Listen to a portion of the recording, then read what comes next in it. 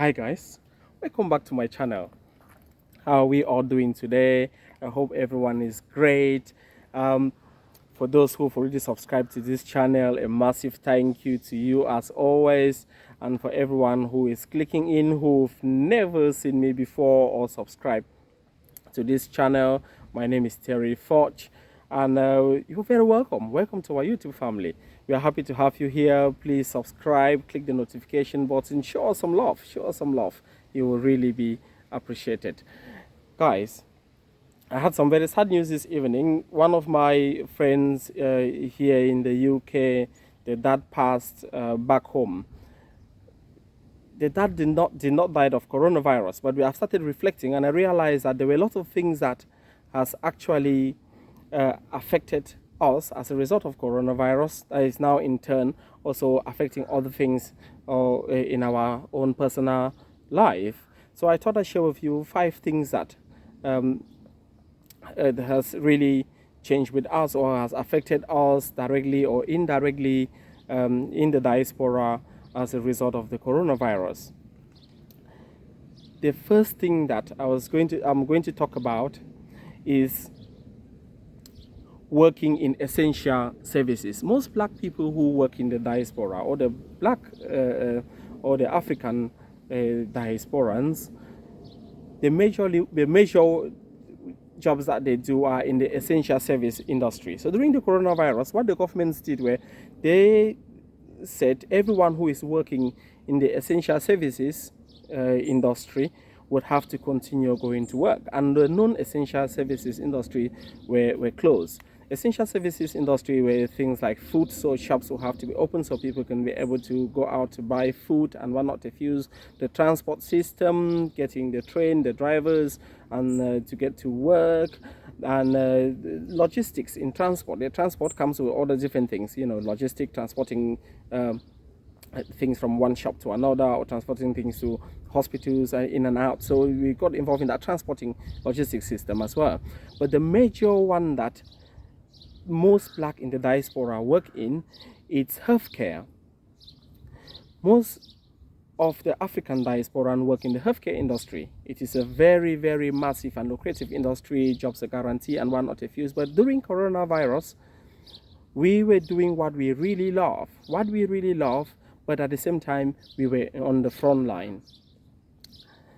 Not that we were complaining about what we were supposed to be doing to help people who were becoming very unwell with the pandemic and everything that was happening at the time, but we were then exposed to the virus equally. So this then leads to a lot of health problems for us, because we were now the first people on the front line to actually have contact with people who have the coronavirus.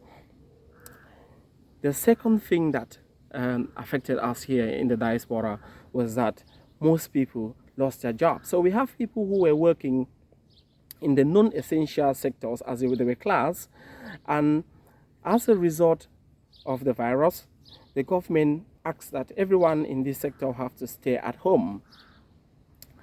People who were working in this sector as supply staff. So some people work through agency, and some people work through direct employment. For those who work through direct employment, there was a scheme that the government have to support them. In England, where I am, it was called the furlough scheme. So this scheme allowed that your employer would have to pay you a percentage of your income even though you are not coming to work. So in that way, you feel supported. But for those who were working as agency worker through this in these organizations, or 0-hour contract workers or self-employed, if I put it that way, they were left in a position where they didn't get any income and whatnot. So as a result of this, they were really struggling financially. The third point that I'm going to raise here was sickness. Most of the black Africans in the community is part of our culture. Sometimes most of us, we are in denial when something is happening. We will be thinking, it is not my portion, God did not set this out for me, and things like that. It's very important for you, to hold on to your cultural belief. But at the same time, I think there were also some science statistics that were showing that this virus was actually killing a lot of people and not a few. And given that we were the one working in the essential service industry, we were the one on the front line. As a result of this, when we contacted, we already have some immune compromised diseases such as diabetes and the cardiovascular disease such as hypertension or high blood pressure, asthma. So we were actually more vulnerable to the virus, but at the same time we were the one working on the front line. So because of this, a lot of people become sick, and some unfortunately were then admitted to hospital, and it put the family under a lot of constraints, and it also in turn of course affect us again financially. The third point that I'm going to make here is the loss of loved ones. I must say my sincere condolences for all who have lost their loved ones during the coronavirus, and we pray that may their soul rest in perfect peace.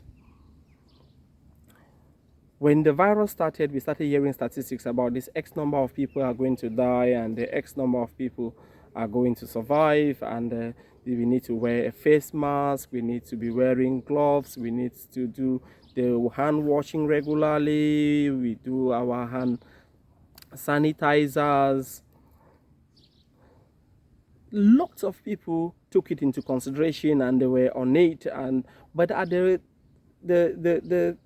the fact that we were working on the front line was a very difficult thing for us, to see yourself wearing all this PPE day in, day out. So it becomes very difficult. You don't even know where the end point is. You buy something from the shop. By the time you put it out, you still have to remove your mask to touch them. So you're still in the same position.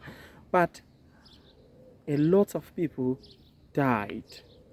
A lot of people died. I know colleagues, friends, parents who have lost their loved ones or had even died themselves. So it was a very, very big thing. And we really sympathize with everyone who've lost their loved one as a result of the COVID, especially here in the diaspora. And because most people here in the diaspora, they're either on their own or they just have one sibling or they have a cousin or a friend. There's not much big family to also support them when they're in this situation. The last point that I'm going to raise here was the fact that we were not able to help our loved ones, families, and friends back at home. For the last 2 years, the fact that, we were on the front line, we became exhausted, we lost our jobs, all the sickness, and people dying left and right, left their families in a very vulnerable state, especially those who are depending on their families in the diaspora for support. We've had children reported of being dropped out of school, some not able to have one square meal in a day, and we have, worst of all, parents, which is what prompted this video, parents who are now in hospital and we are not able to support them to pay their bills. This has affected not just the family back at home, but also us that we are still here who have survived the virus psychologically. When I say survive the virus, it's not as if the virus is gone. I'll still appeal that everyone remain very cautious and make sure that they remain very positive with the guidelines of what is happening around the country to keep themselves safe. I must sympathize with my friend for the death of the parent. I have lost my parents as well, so I really relate when someone said they have lost a parent. I know exactly how painful it can be, especially knowing that you would have been in a position to help them, but you've lost your job as a result of the coronavirus and was not able to do so. All said, guys, but there's one positive thing, one positive thing that happened to us here in the diaspora, which I must say. as a result of the coronavirus. And I believe that every family will relate to this. Every child in the diaspora that the parents were asked to work from home actually felt that they have parents for the first time.